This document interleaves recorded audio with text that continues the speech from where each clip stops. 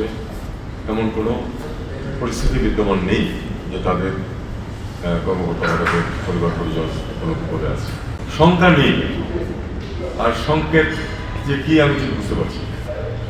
এটা তাদের একেবারেই তাদের নিজস্ব ব্যাপার।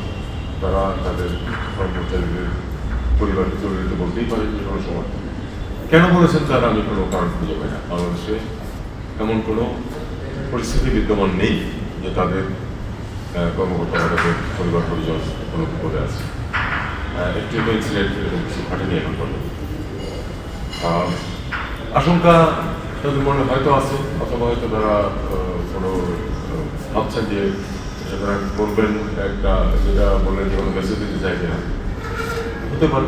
তো আমি আসলে ঠিক সঠিক কোনো মেসেজ এটার মধ্যে খুঁজে পাচ্ছি।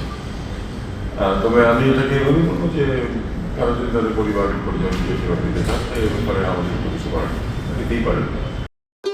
ভবিষ্যৎ হোক নিরাপদ, বিনিয়োগ হোক বিশ্বস্ত, আর আমার পছন্দ সল্ট বে।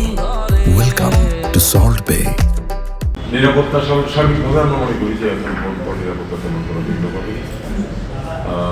আমরা যদি এর আগের দিকেও তাকাই, পূর্ববর্তী যখন নির্বাচন হতো, এখন তো হয় না, মাঝে তো হয় নাই, অনেক দিন সেটা কথা ভাবছিলাম, তখনও কিন্তু নির্বাচনকালীন সময়ে ছোটোখাটো কিছু সংঘর্ষ, কিছু মারামারি, কিছু ধাক্কাধাক্কি এগুলো হতো সবসময়। এবার তার থেকে কোনো বেশি কিছু হয়েছে তো আমার তো মনে হচ্ছে না। আপনাদেরও যদি কারো মনে হলে বলতে পারেন। আমার তো মনে হচ্ছে না যে তেমন কোনো নিরাপত্তাজনক পরিস্থিতির সৃষ্টি হয়েছে যে কারণে আসলে পদক্ষেপ নেওয়ার জন্য তারা কোনো বিপদে আসলে এরকম বড় কথা আমাকে কখনো বলা না। আমরা মোটেই সেরকম নিশ্চিত নই, কিন্তু আশঙ্কা হচ্ছে যে কোনো অপচেষ্টা হতে পারে সময়তে। সেটার ডিটেলস হয়তো হোম মিনিস্ট্রির লোকজন আরও ভালো বলতে পারবেন ডে টু ডে প্রোগ্রেশন। কিন্তু আমরা মনে করছি যে কোনো যদি বিপদ বা এই ধরনের কোনো সংঘাত হয়, নর্মালি হওয়ার কথা না, কারণ যারা নির্বাচনে অংশগ্রহণ করছেন তারা প্রত্যেকেই যথেষ্ট তাদের কার্যকলাপে যথেষ্ট সুন্দরভাবে পরিচয় দিচ্ছে। কাজেই গণ্ডগোল বলে যারা নির্বাচনে অংশ নিচ্ছে না বা নিতে পারছে না, তাদের দ্বারা এটা অসম্ভব। এই কারণে এই কথাটা বলা হচ্ছে।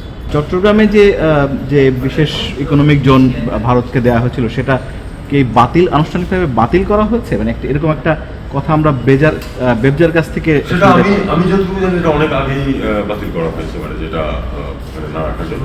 এখন নতুন করেও জায়গাটাকে বরাদ্দ দেওয়া হয়েছে একটা বিশেষ ধরনের শিল্পের জন্য।